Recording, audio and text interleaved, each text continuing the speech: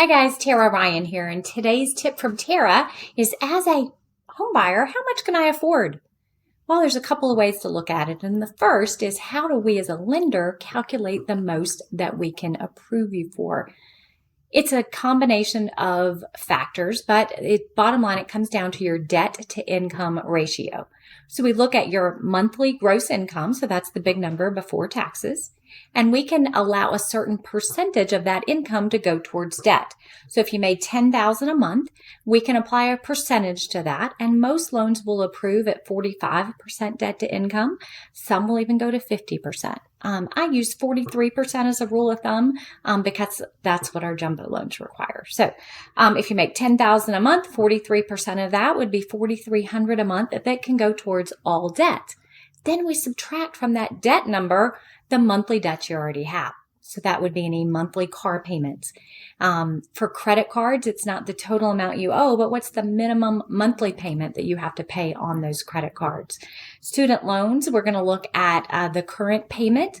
If there's not a payment because the loan's in deferment, then we calculate a payment. And sometimes that may be where we talk to you about, hey, can we get this on an income-based plan to lower the amount of that student loan payment? So we're going to subtract the other debts that would be on a credit report. This would be any mortgages on any other properties that you may have.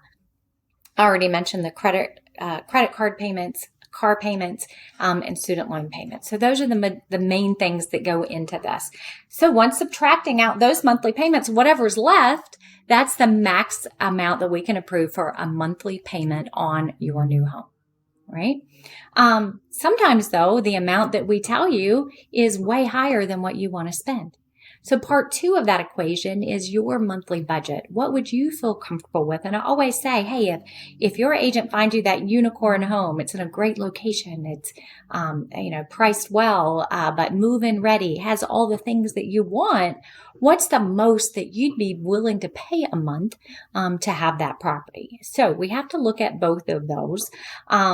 And not all lenders even talk about what the actual payment is. They're just like, here's your letter, right? I believe we need to talk about both.